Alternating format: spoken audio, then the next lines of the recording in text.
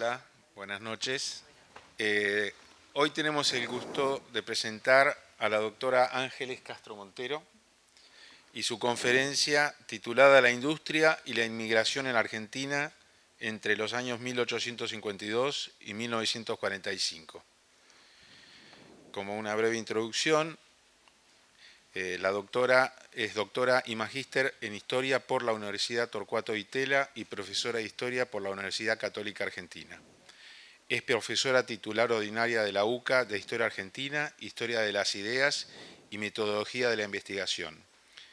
En 2007 fundó el Centro de Pensamiento Español en la Argentina, con sede en la Fundación Ortega y Gasset, que dirige hasta hoy. En la Universidad Complutense de Madrid dicta con regularidad seminarios de doctorados y conferencias. Ha publicado libros, capítulos y artículos académicos en revistas especializadas sobre sus temas de investigación, entre ellos ideas económicas e inmigración española en la Argentina.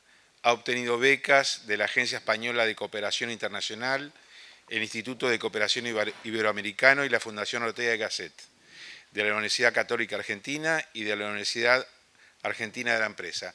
La recibimos, por favor, con un fuerte aplauso.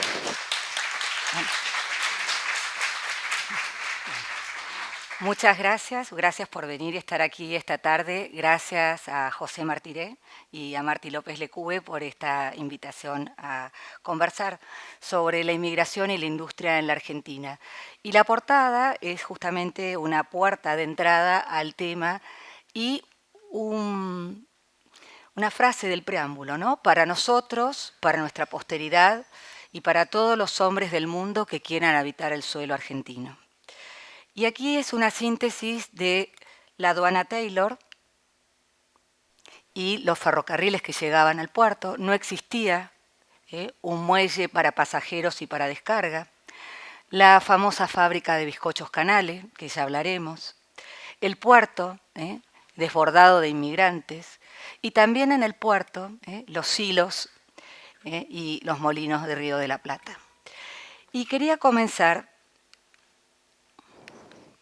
por mostrar cómo eran las Provincias Unidas del Río de la Plata hasta 1852.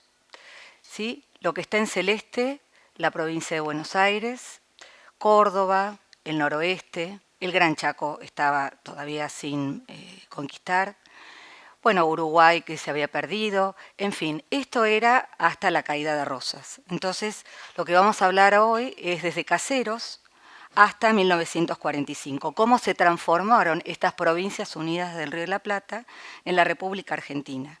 Y como vemos, había una enorme extensión de tierra fértil, pero ¿qué faltaban? Capitales y personas y población, ¿no? Entonces, un proyecto de Alberdi, Sarmiento, gobernar es poblar, atracción de capitales y de mano de obra, ¿sí?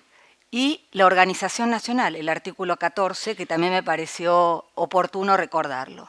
Todos los habitantes de la nación, estos derechos, gozan de los siguientes derechos conforme a las leyes que reglamentan su ejercicio, a saber, de trabajar y ejercer toda industria lícita, ¿no? Ya como uno de los primeros derechos del artículo 14, ejercer toda industria lícita, de navegar y comerciar, de peticionar a las autoridades, de entrar, permanecer, transitar y salir del territorio argentino, de publicar sus ideas por la prensa sin censura previa, de usar y disponer de su propiedad, de asociarse con fines útiles, de profesar libremente su culto, de enseñar y de aprender.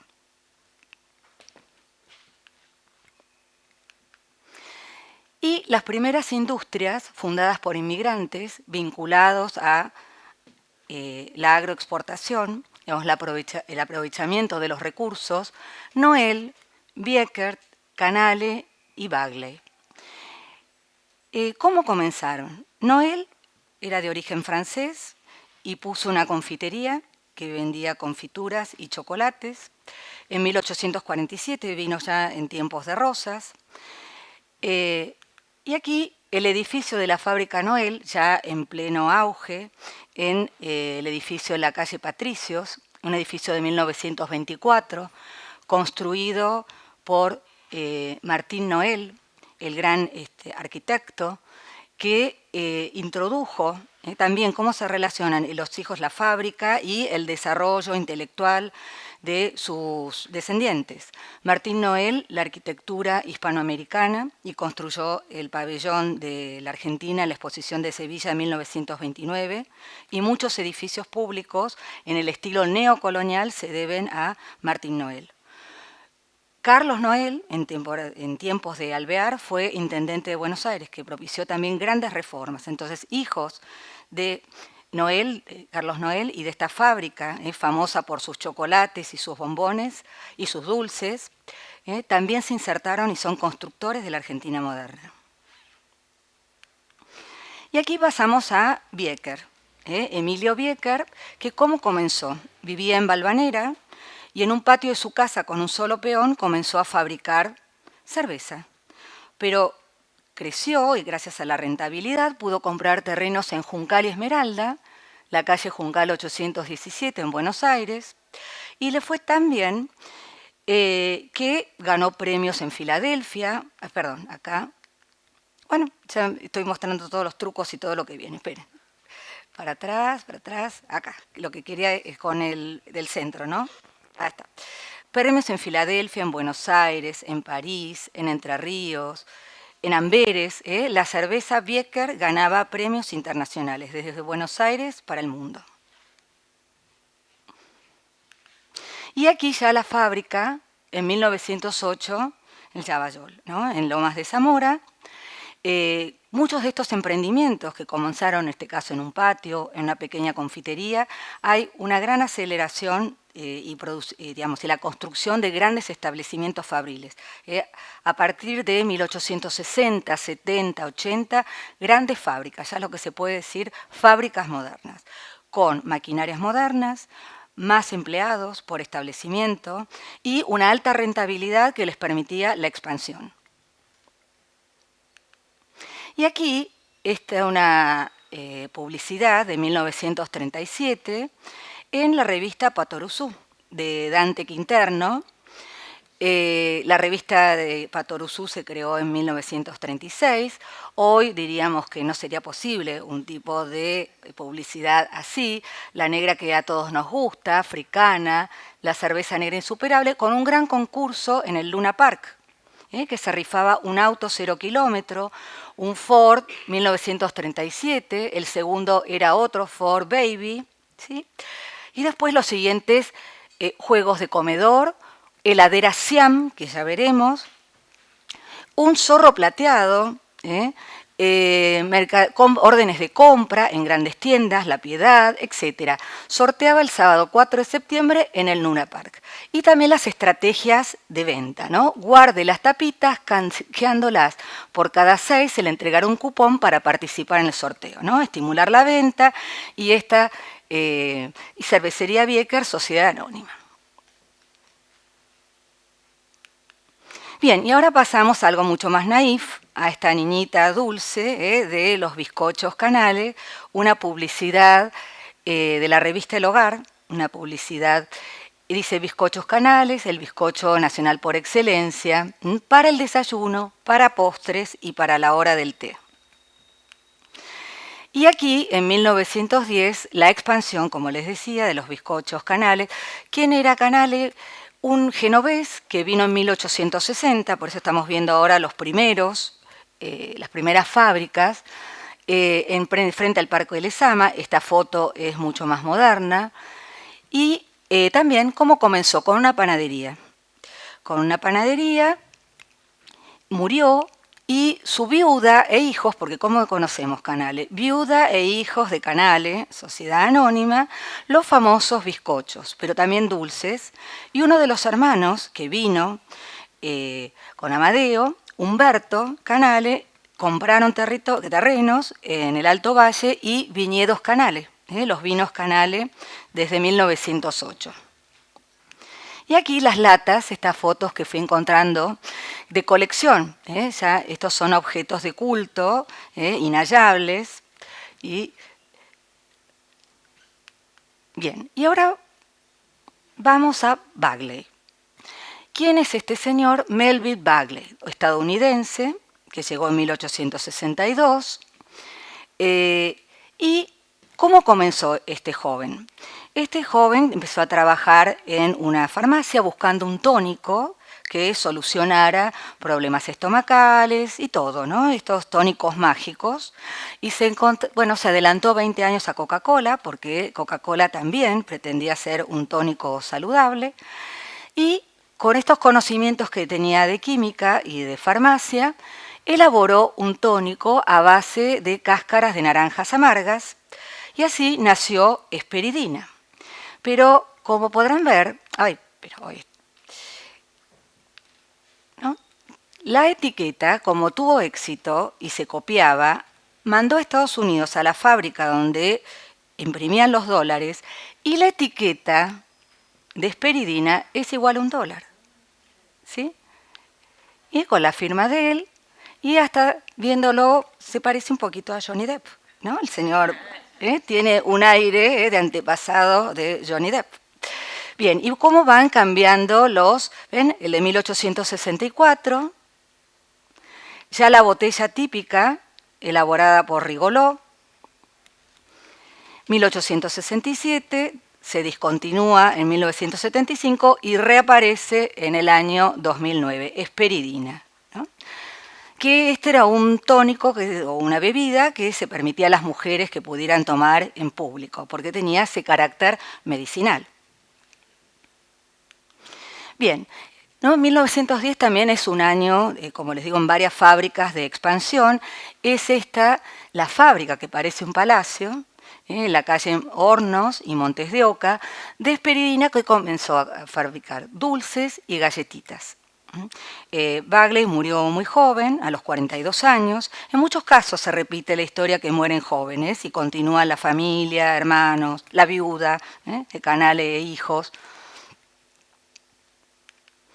Y aquí, surtidos selectos, ya estamos en publicidades de los años 20, y siendo de Bagley es bueno, muy parecido a Bayer, ¿no? Si es de Bayer es bueno, el eslogan. Y a mí me llamó la atención y me encantó esta, porque era para inculcar a los niños el ahorro. En estas galletitas ahorro postal, y si prestamos atención dice, ahorra en la niñez, riqueza en la vejez. Esto era posible para promocionar en los años 20, ¿no? Ahorro en la niñez, riqueza en la vejez. Entonces, cada caja traía la libreta de ahorro postal, y de esta manera era otra estrategia de compra para que los niños aprendieran a ahorrar y vender galletitas ahorro postal. Acá pasamos en Bagley, fui haciendo como un recorrido un poco por las épocas, ¿no? Cómo van cambiando. Esta es una publicidad de los años 20, nos damos cuenta por el peinado, porque también fabricaba té, no solamente galletitas. Son sin duda dos cosas que se complementan admirablemente. Las ricas y sabrosísimas galletitas Bagley y el delicioso y aromático té Bagley, de hoja pura, seleccionada y sin polvo. Es decir, que ya en esa época había que decir que el té no tenía polvo, ¿no? Una estrategia de venta. Galletitas de calidad, y acá otras 1000 delicias. Acá ya estamos en la década del 40, nos damos cuenta por la vestimenta, ya es otro tipo de habitación, parece más un departamento, una puerta de un departamento, no de una casa. Y esta es una institución que se crea en 1887, en esa década, como estamos diciendo, de gran expansión, la Unión Industrial Argentina, que tiene otros antecedentes de un club industrial, y ya convocó a 900 empresarios para, con el impulso de Antonio Cambaceres, para gestionar los primeros censos industriales, ¿sí? Y ese relevamiento reflejó que había 400 y que daba trabajo a 11.000 obreros, ¿sí? Ya en 1887. La Unión Industrial va a ser muy importante porque en la década del 20, en 1923, va a crear la marca argentina. Es decir, que cada producto de industria nacional tenía que decir industria argentina, y la obligación también a los importados, justamente para fortalecer la identidad de la industria argentina. Entre otras cuestiones, ¿no? y justamente una asociación, ¿no? Ese espíritu de asociación que dice la Constitución, con fines útiles. Después de Caseros hay un gran esplendor asociacionista, ¿no? La sociedad rural que se crea en 1866 y así tantas asociaciones. Y acá pasamos a las grandes tiendas, ¿no? ¿Cuáles son los lugares de venta de tés, de café, de cigarrillos, también los cigarros? Porque ¿qué traen los inmigrantes? Además de el emprendimiento y la posibilidad en poco tiempo de la aventura del ascenso social, ¿sí? Traen sus hábitos de costumbre, consumir aceites, fideos, galletitas, licores, bombones, ¿no? Que empezó haciendo Noel. Y aquí la tienda La Ciudad de Londres, creada por dos hermanos franceses, que primero se llamaba La Porteña y luego le cambiaron a La Ciudad de Londres. ¿Y esto qué desarrolla? La industria de la confección, porque se importaban los géneros y luego se confeccionaban. Entonces dio paso a otra industria, la industria de la confección, para sastres, modistas, bordadoras, sombrereras, ¿sí? Y aquí vemos esta vitrina de 1885 de la tienda de La Ciudad de Londres. Y aquí este magnífico edificio, en la Avenida de Mayo y Perú, de la tienda a La Ciudad de Londres, ¿sí? Que se incendió en 1910, no se rescató nada, y puse estas dos publicidades, ¿no? Como perros y niños siempre venden, desde tiempo. Exposición permanente, novedades, donde apareció esta publicidad en Caras y Caretas. Pero les decía del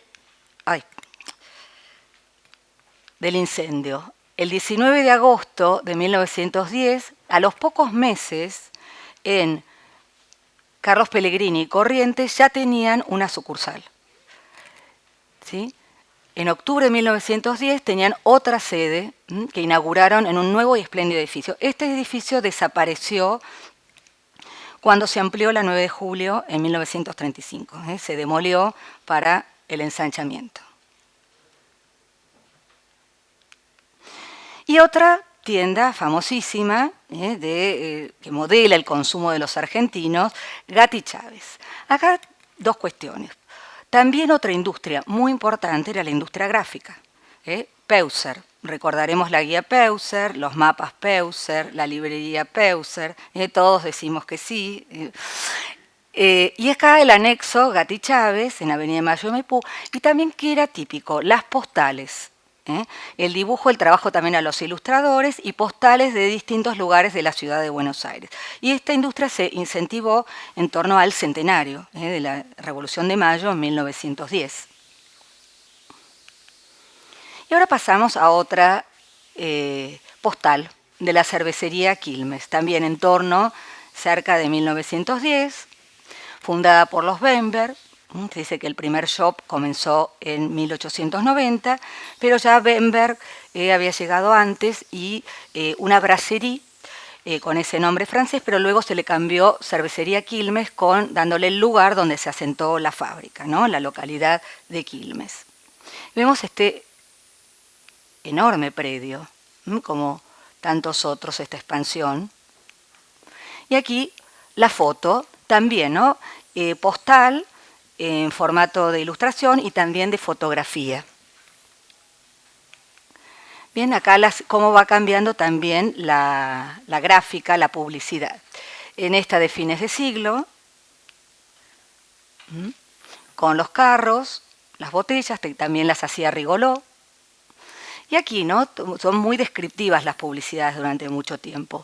Es la mejor cerveza, la más sana, la más pura, la más higiénica, de sabor exquisito, la cervecería argentina, con sus nuevas y grandiosas instalaciones, cuánto capacidad, 100 millones de litros. Tome siempre Quilmes. Bien, y acá ya entramos en otro tipo de publicidades más artísticas que me parecieron muy estéticas, muy lindas, muy agradables. Esta también, las dos son de la revista El Hogar. Esta de un saludo de fin de año, de 1915, y esta es de los años 20, con esta manera muy artística de publicitar los distintos tipos de cerveza. Una cerveza rubia, cristal, una roja, y la cerveza negra, que remite un poco a Josephine Baker, a la gran actriz de los años 20. Y ya con la letra, digamos, el logotipo típico de Quilmes, ¿no? Y el barrio Villa Argentina, justamente esto es una característica también de varias de estas empresas, la preocupación por el bienestar de sus empleados, la construcción de barrios, de hospitales, de escuelas. Y en el caso de los Bember, construyeron este barrio Villa Argentina en las inmediaciones. Este es el plano, fíjense cuán deforestado, era la avenida Otto Bember, con una iglesia y también muy importante el deporte y las viviendas, que parecen chalés ingleses, porque también en estos años 20, durante la época de la presidencia de Alvear y de Martínez Enoel, avanza la construcción de casas baratas, digamos, en Parque Centenario, bueno, y este era el tipo de modelo de casa unifamiliar. Está la vista aérea. Y pasamos al calzado, la fábrica de alpargatas en 1883. Aquí se combinaron dos inmigrantes, un vasco y un escocés, y dieron origen a un calzado de yute. El inmigrante vasco tenía conocimiento del trabajo del yute y para hacer las suelas, y la parte textil del inmigrante escocés, y fabricaron, mejor dicho, un calzado que se amoldaba al pie, barato, la famosa alpargatas. Y aquí otro caso, como les decía, de social, digamos, de preocupación, el caso de los Steverling, algodonera Flandria, y también la preocupación de la aplicación de la doctrina social de la Iglesia, de la Rerum Novarum, que es la encíclica de León XIII, de las relaciones entre patrones y obreros, y la idea justamente, un espacio abierto, está en Jáuregui, a orillas del río Luján, que tenía las casas, una iglesia, escuela, una banda de música, la Rerum Novarum, ¿sí? Un club de fútbol, Flandria, con colores de la bandera de Bélgica, porque eran inmigrantes belgas, que llegaron en 1904, eran exportadores a la Argentina. Llega Jules en 1924 y se decide crear aquí una empresa textil, algodonera Flandria. Y esta ciudad, Villa Flandria, por Flandes. Y ahora vamos a otra fábrica textil. Pregunto quién no tuvo una frazada Campomar, ¿sí? O su imitación de lana. Las marcas que elegí, las fábricas, muchas que remitieran a nuestros recuerdos, ¿no? a nuestra memoria.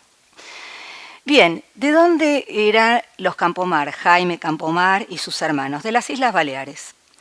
También llegaron muy tempranamente, tenían conocimiento de trabajo de calzado, de sombreros, y ya acá, en una época de expansión muy importante, también se trasladan a Uruguay, tienen dos fábricas, una fábrica en Uruguay y otra fábrica en Argentina, las oficinas en Alsina, el gran lavadero de lana en Valentín Alsina y en Belgrano.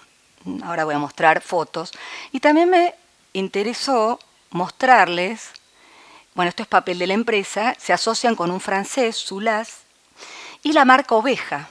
Consiguen justamente, y dice acá abajo, marca Oveja, ¿no? Como el distintivo de Campomar, ¿sí? Porque la especialidad era la lana, ¿no? La lana peinada. Y acá, Miguel Campomar. También esto es una curiosidad que apareciera, no encontré tantas publicidades, con un retrato de uno de los hermanos Campomar. Campomar y Soulas, hilandería de lanas peinadas y fábrica de tejidos. En Valentín Alsina se hacían los tejidos más pesados y en Belgrano los casimires, los cheviots, las gabardinas. Bien, este es el edificio de Belgrano, que queda en hoy Libertador Olazábal, entre Montañeses y Blanco Encalada. También era enorme este predio y había un centro asistencial también como les decía, y estaban vinculados con Monseñor de Andrea, justamente esta idea del catolicismo social. Bien, y también el mecenazgo empresarial. Jaime Campomar, uno de los hermanos, estaba más interesado justamente en las redes, la ampliación cultural y social de la empresa. Y Jaime Campomar en 1947, ante las dificultades de conseguir ya en estos años un lugar para las investigaciones para Bernard Doucet y Luis Federico Leloir, él financia en una de las fábricas, acá lo vemos, ay, bueno, acá, esto.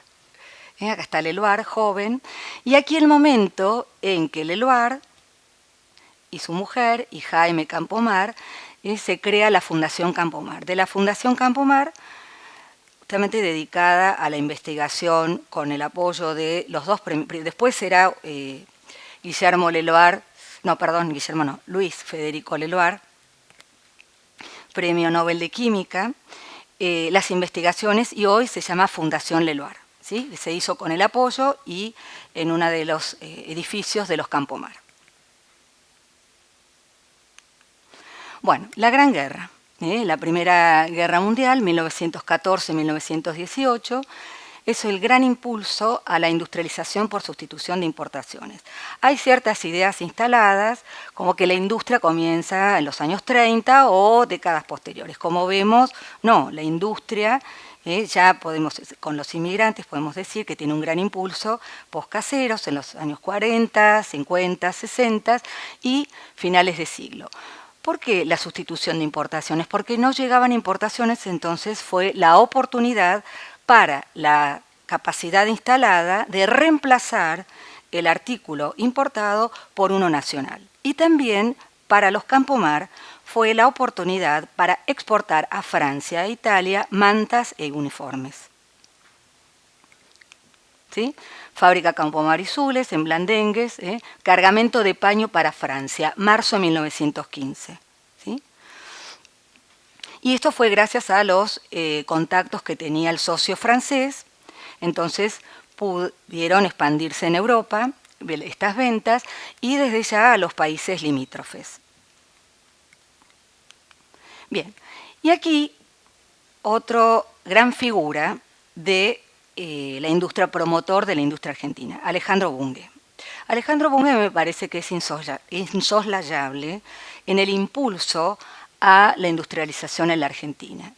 Fue con su revista de Economía Argentina, que fundó en 1918, el año que está terminando la guerra, de finalizar o diversificar el modelo agroexportador y favorecer la industria nacional, la integración de los distintos territorios, fomentar un mercado interno. Entonces, teórico de finalizar el modelo de especialización agroexportadora, propulsor de políticas que alentaran la diversificación y la expansión del mercado interno, fundamental, porque muchas de estas industrias se volcaban al mercado interno, a satisfacer las demandas de una población creciente. ¿Qué dijo el sociólogo José Luis de Imas de Bunge? Bunge fue para la industrialización nacional lo que Alberdi fue para la población.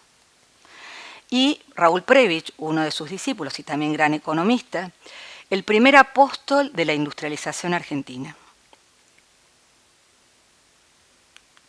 Y aquí en la revista de Economía Argentina, que tuvo una larga duración porque había muchas revistas de todo tipo, pero algunas de larga vida y otras de vida efímera, ¿cuáles eran estas ideas que publicó en un artículo? Nueva orientación de la política económica argentina, introducción al estudio de la industria nacional.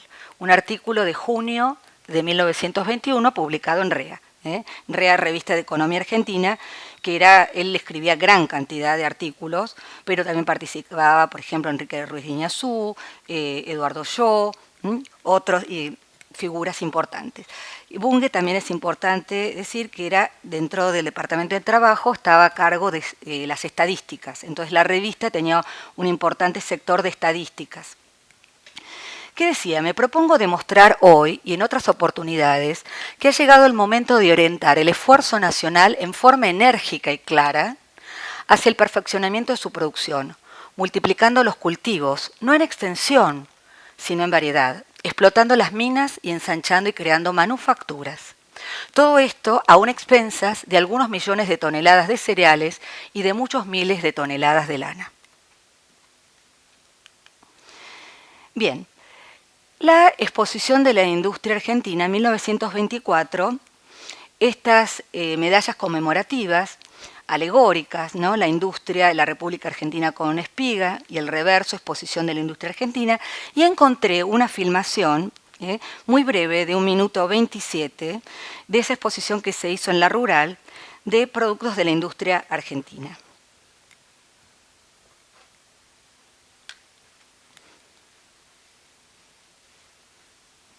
Acá.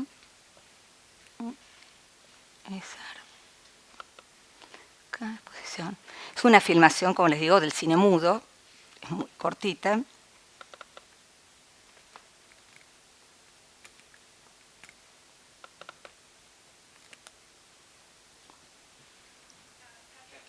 Ah, cierto, sí, acá.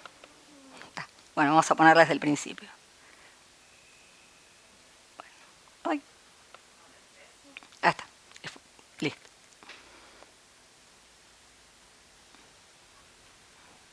Parece que fue en primavera-verano, por la ropa, nos damos cuenta, ¿no?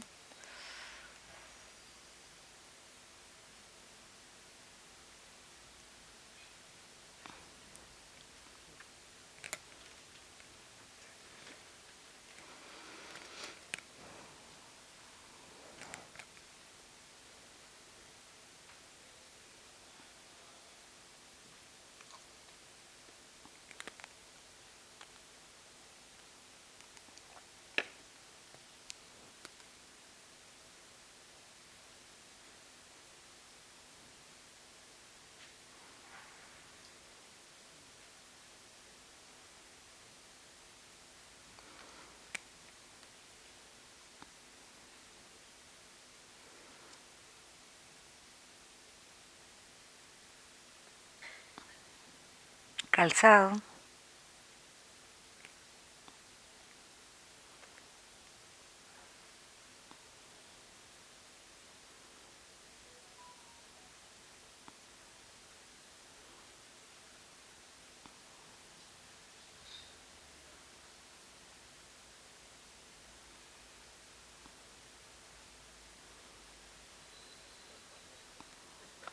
Bueno, seguimos.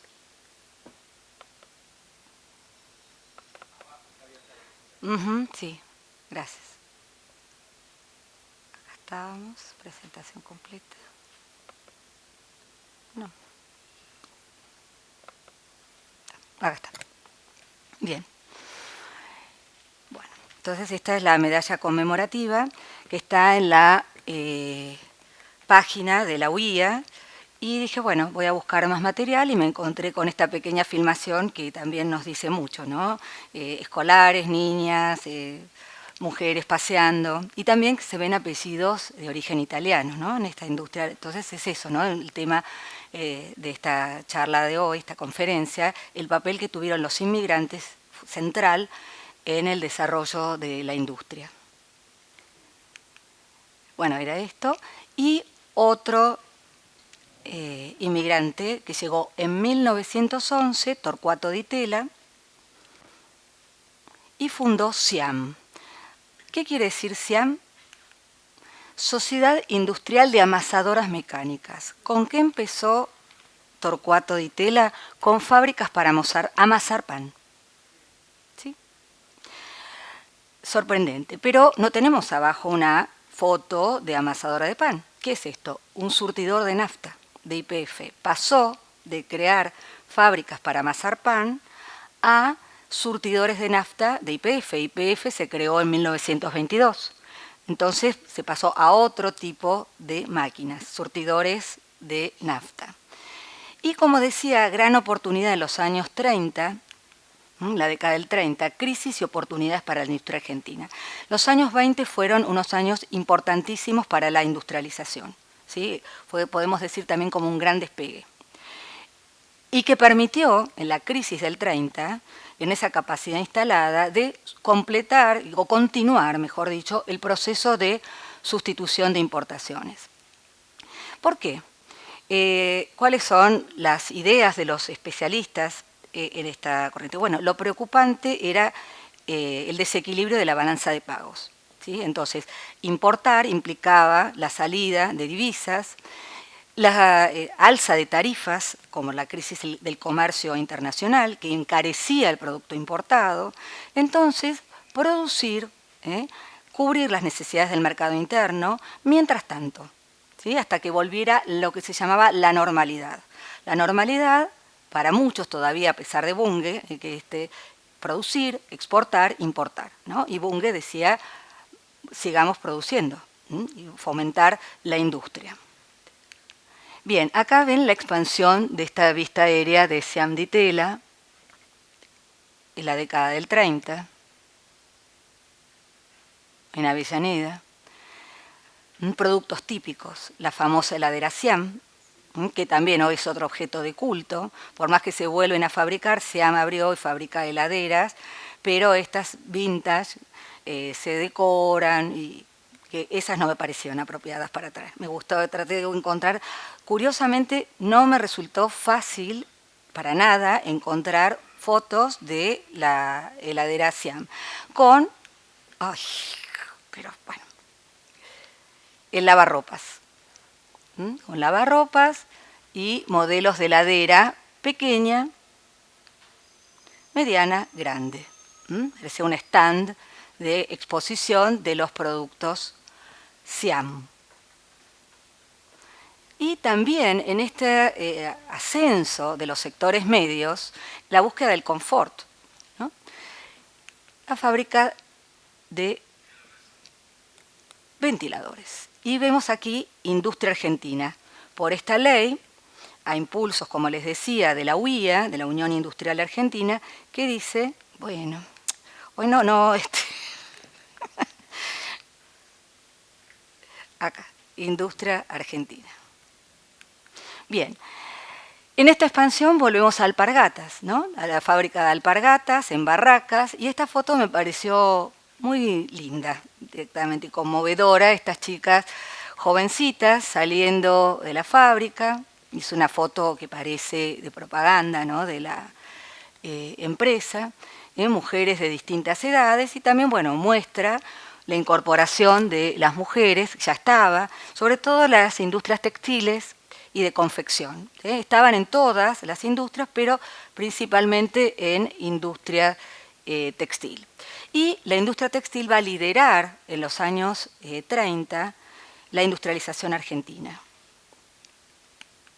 Bien, y arte y propaganda y calendario. El famoso calendario de Molina Campos, de Alpargatas, con escenas rurales, y tiene Alpargatas, y por ahí dice abajo qué linda que era cuando la conocí o algo así, ¿no? Y ahora, bueno, no, acá no se aprecia bien. O sea, a lo mejor si podemos apagar un poquito y se ve mejor el detalle del gaucho, ahí dándole de comer a las...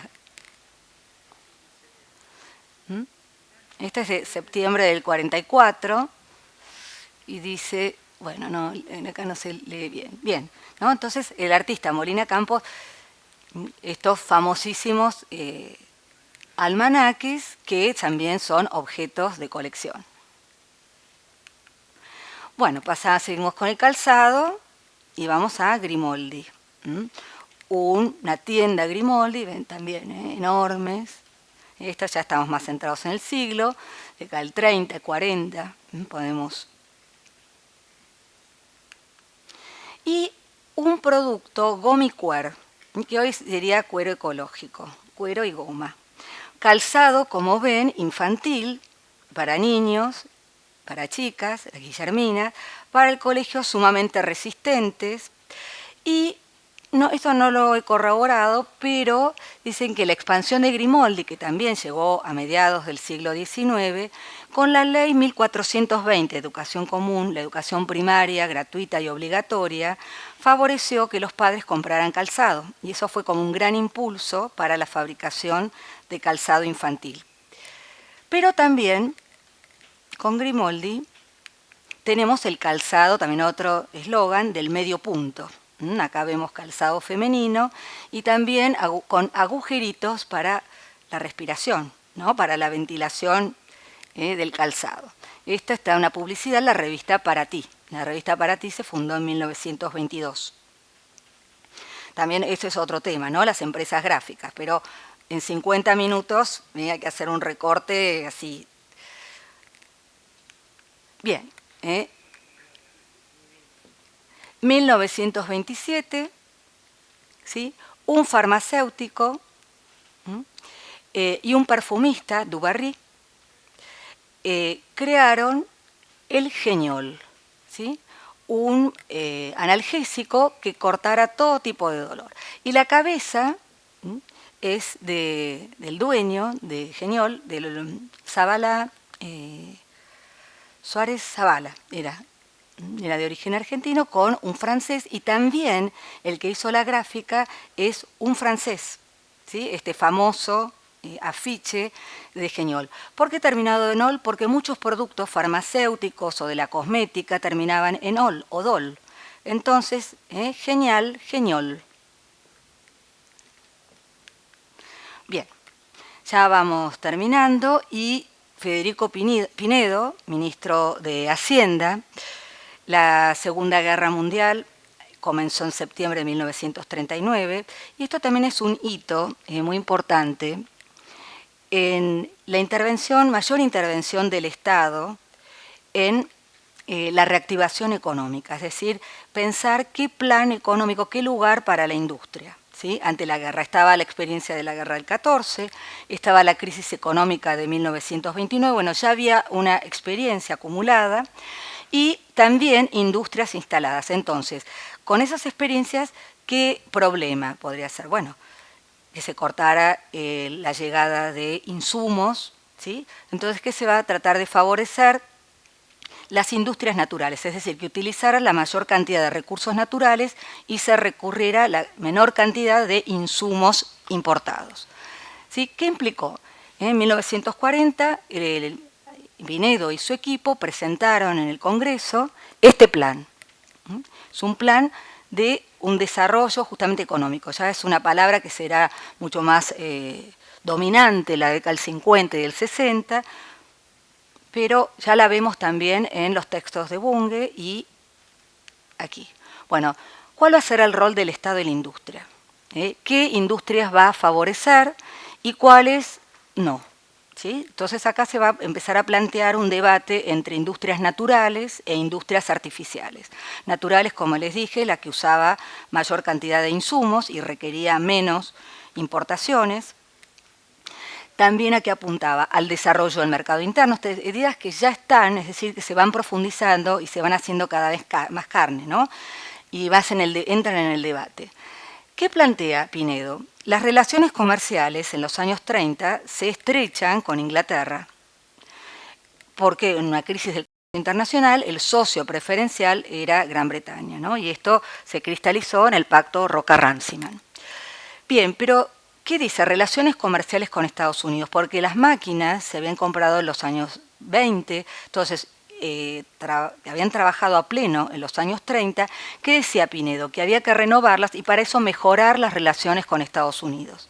Decía, no es fácil, pero no imposible. Es decir, ¿qué necesitábamos? Nuevas máquinas de Estados Unidos, todavía no está en guerra en el 40, Inglaterra está luchando sola ya en los años 40, entonces capitales, ¿no? Inversiones, comprar insumos y maquinaria en Estados Unidos.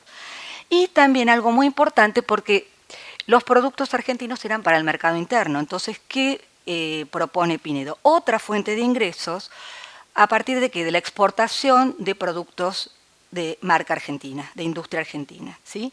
Y para eso, ¿qué propone? La Corporación para la Promoción del Intercambio, es decir, una institución estatal que promocionara el comercio exterior de industria argentina. ¿Qué pasó con el Plan Pinedo? Fracasó. Digamos, no se llegó a poner en práctica por razones políticas, no fue votado en el Congreso, pero algunas de sus ideas sí se tomaron, y luego, más adelante, la Corporación para la Promoción del Intercambio, en los años posteriores, fue el IAPI, ¿sí? Instituto para la Promoción del Intercambio. Y aquí vamos a ver justamente en la Segunda Guerra, ya para terminar, cómo las exportaciones argentinas durante la Segunda Guerra Mundial. Esto es del anuario de la industria argentina, lo he tomado de Claudio Bellini, que es un gran especialista de la historia de la industria argentina, y también simplificado para la conferencia de hoy. Fíjense, cuando estalla la guerra, estos son exportaciones industriales argentinas, ¿sí? En el 39 lideraba alimentos, bebidas y tabaco, un 48, va bajando, pero ¿qué es lo que va creciendo? La industria textil, grandes saltos. El 46% supera ampliamente la exportación de alimentos, bebidas y tabaco. También los productos químicos y farmacéuticos que se exportan, ¿no? Estas exportaciones de industria argentina, de Jeñoles, ¿sí? De colonias Les Ancy de Dubarry, de jabones, ¿no? Que era uno de los socios de Suárez Zavala. Productos farmacéuticos de 3,5, 20, 15, bueno, va bajando. Calzados de cuero, poco lo que se exporta, pero terminando la guerra, 2,9, de un 0,2 a 2,9. ¿Sí? Bien, ¿a dónde? ¿A dónde se exportaba? Bueno, sorpresivamente también, siguiendo a Bellini, este es un texto que es muy interesante sobre la historia de la industria, que apareció en el 2017. Este gráfico, a Sudáfrica, eran uno de nuestros principales compradores. El 13%, lo que está en azul oscuro, Sudáfrica nos compraba. ¿Por qué? Porque Inglaterra estaba en guerra. Y Sudáfrica queda mucho más cerca, está enfrente. Ya lo pensó Lord Popham y Beresford cuando en 1806 se cruzaron e invadieron Buenos Aires. Las famosas invasiones inglesas, primero Ciudad del Cabo y después cruzan. Estados Unidos, curiosamente, exportábamos a Estados Unidos un 12%. Reino Unido 9%, los países limítrofes, todo esto era un 28%, otros países latinoamericanos y países europeos, España, Suiza, Suecia, exportábamos productos argentinos. Y me pareció poner un punto y aparte, no un punto final, sino porque esta historia sigue, pero para cerrar, el papel de los inmigrantes, de su empuje, de su trabajo, cómo en pocos años lograron justamente la aventura del ascenso social, una movilidad social ascendente que dio trabajo a muchos y también, por ejemplo, en el caso de Campomar, empleados de Campomar, Giardino, que a lo mejor les suene, fabricaron alfombras, eran empleados de Campomar, se separaron, digamos, abrieron su propia empresa y quienes conozcan Córdoba les sonará Villa Giardino. ¿Sí? Bueno, Villa Giardino, ¿por quién fue fundado?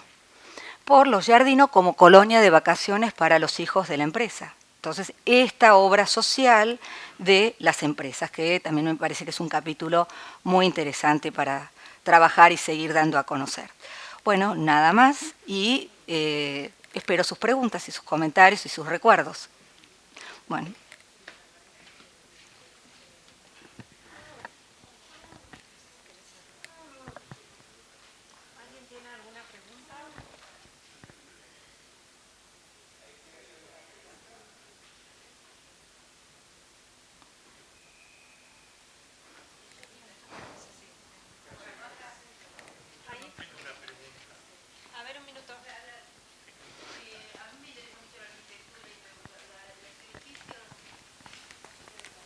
A mí me interesa mucho la arquitectura. ¿Los edificios se mantienen la mayoría o no?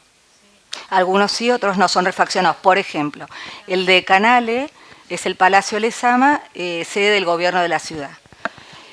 La fábrica Campomar de Valentina Alsina fue centro clandestino de detenciones en los años 70 y hoy está abandonado. Era una foto de todo el predio y hoy como muy abandonado y me pareció triste y la saqué. La fábrica de Noé, en la parte de atrás se ha transformado en un estacionamiento. Algunos sí han sido refaccionados, por ejemplo el de Bagley, una nueva utilización son departamentos, es el edificio Moca. También Alpargatas ha sido refaccionado, pero como llegó hasta el 45, ahora algunos no quise la funcionalidad nueva, ¿está bien, arquitecto? Creo que es la palabra correcta, hasta hoy, ¿sí? Sino quedarnos en el 45 en esa gran performance exportadora de la industria nacional. Yo no tengo una pregunta, sino un comentario. En el fondo, ¿qué época? ¿Cómo nos venimos en banda? Porque, pero también puede ser esperanzador, porque si hace 100 años, muchos de esos son fábricas hace 100 años, y si pudimos lograrlo, ¿por qué no? bueno, yo ya tengo 86, puede ser que otros lo logren. Yo no lo voy a ver. No, yo tampoco, pero bueno, podemos colaborar en eso, ¿no? Y pensar que si fue posible, ¿por qué no? Tener algo de esperanza, ¿no? En el fondo de la caja de Pandora no quedaba la esperanza. Pero me pareció interesante el pensamiento de Bunge. Un poco parecido a salvando las distancias, con la industrialización que quiso hacer Perón, sí, en desmedro del agro. La industrialización, los herederos Bunge murió en 1943, cuando comienza la revolución de 1943, y muchos bunguistas, muchos de la revista, pasan y van a trabajar en el Consejo Nacional de Posguerra, para la reconstrucción de Europa, perdón, después de la guerra, 1944, no, porque también hay un consejo de industriales argentinos fomentado por la Iglesia y el cardenal Copelo para ayudar a Europa, por eso la confusión. Claro, sí, Bunge, sí, en general, la nueva Argentina. Hoy sigue la idea, no en todo el mundo, no en todos nosotros, de que con en los dólares que entran del agro, la explotación agropecuaria, bueno, se puede industrializar, se puede mantener la mitad del país que no trabaje, en fin. La leche del agro da para todo, ¿no? Y así nos está yendo el día que se termine el agro. Por eso la idea también que otros ingresos, los ingresos a partir de la industria, ¿no? De exportación de marca argentina. Sí. Sí, hay una pregunta. Sí. Espera, había otra.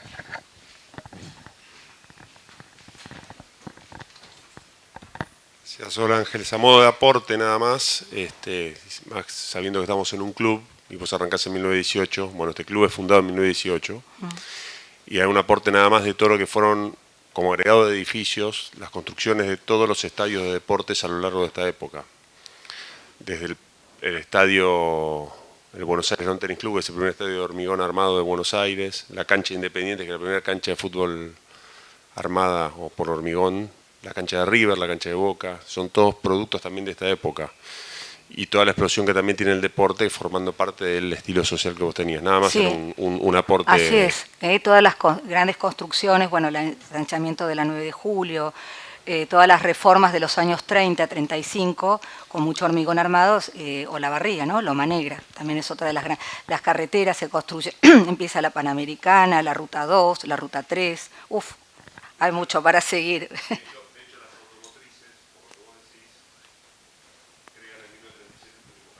Claro, exactamente, el turismo de embarcarse, bueno, Fangio, de los hermanos Gálvez. Sí. Bueno, buenas tardes. Buenas tardes. Yo lo que me pareció que no escuché de este periodo es de Terrabuzzi. Sí, Terrabuzzi lo lo omití porque me parecían demasiadas galletitas y alimenticios. Entonces, pensé que un poco de ventiladores, heladeras, calzados, pero Terrabuzzi, si me interesa, Domingo Terrabuzzi, hermanos, también la fabricación competidor de Bagley. Y las galletitas Lola. ¿Cuáles? Las galletitas Lola. La galletita Lola es de Bagley. Fundaron el dicho. Las galletitas Lola son de Bagley. Más Lola. Claro, galletitas Lola son de Bagley. también dulces, fideos de Terrabuzzi. Porque demasiado alimenticio, entonces como son 50 minutos, yo estoy contando el revés de la trama, dije, bueno, basta de panificaciones y de fábricas de galletitas y pongamos un poco de otras empresas. Pero sí, en la descripción estaba Terrabuzzi, pero lo corté. Claro, expresos son posteriores, porque es hasta el 45, después otros productos emblemáticos aparecen después. Hola, hola. Sí, Sí, es muy interesante lo que ha sucedido en la época que usted está definiendo, el crecimiento de las industrias, de las diversas industrias. Pero me gustaría saber si tuvieron un soporte técnico para evolucionar en tan importantes industrias. Soporte técnico me refiero que en esa época no había escuelas técnicas para desarrollar bien. ciertas industrias. ¿Cómo obtuvieron ese soporte? Bueno, la idea era de Sarmiento, por ejemplo, de traer ingenieros, mecánicos, y también la idea de la escuela Krause, Otto Krause, para formar justamente industriales o para ingresar luego a la Facultad de Ingeniería, ¿sí? Y también estos inmigrantes traían conocimientos técnicos de cómo fabricar dulces o maquinarias, ¿sí? Ellos traían saberes, una experiencia, y también se facilitaba con el sistema arancelario la importación de maquinarias para justamente el fomento del desarrollo industrial. Y bueno, el tema de los aranceles, la ley de aduana, es otro tema que me pareció que tal vez un poco más árido, y me parecía más ameno con afiches, publicidades y alguna película, que los distintos debates y si arancelamiento, qué productos, cuáles no. Pero sí, hay como, no se puede decir genérico, ¿no? Sino por a lo mejor determinados sectores, que cuáles fueron. Por ejemplo, facilidades a los ingenios azucareros, hubo en los años de 1880, después también facilidades para importar maquinaria en los años 20. ¿A qué se destinaban? Los pocos divisas que había, pero no fue una política, en esto coinciden casi todos los especialistas, que esta industrialización se dio como un efecto no buscado, sino los efectos buscados era el equilibrio en las cuentas públicas, evitar la merma y la salida de divisas, y entonces producir sustitución, como es el modelo ICI, industrialización por sustitución de importaciones, ¿sí? Y la idea volcado al mercado interno.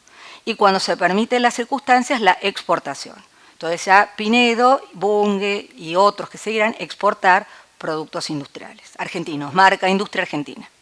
Sí, última pregunta. Sí, no, más un comentario cortito. También...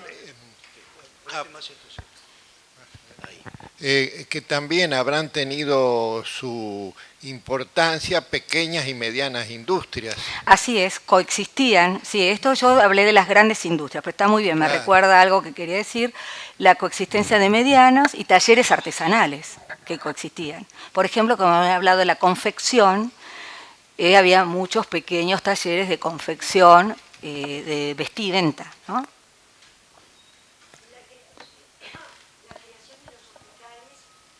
Hospitales de las empresas, para los empleados de las empresas. No, pero la colectividad es otra cosa, es otro tema. Esto es Flandria, Staberlin, un hospital o una sala asistencial para los empleados en la ciudad, en la de los Bember, Villa Argentina, para los empleados de Quilmes.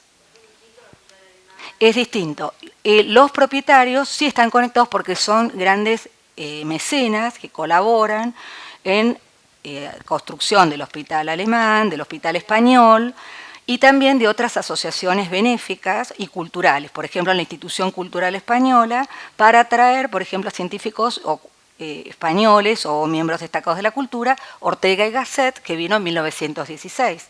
Traído, ¿quién lo pagó? Los inmigrantes españoles, con la Institución Cultural Española. Harrod, pero es de capitales ingleses. Gatti Chávez era argentino, Chávez, el señor Chávez, y Gatt inglés. Por supuesto, por supuesto. Sí, sí.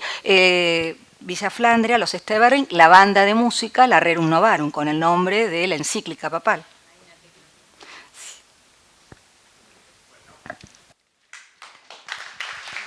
Muchas gracias.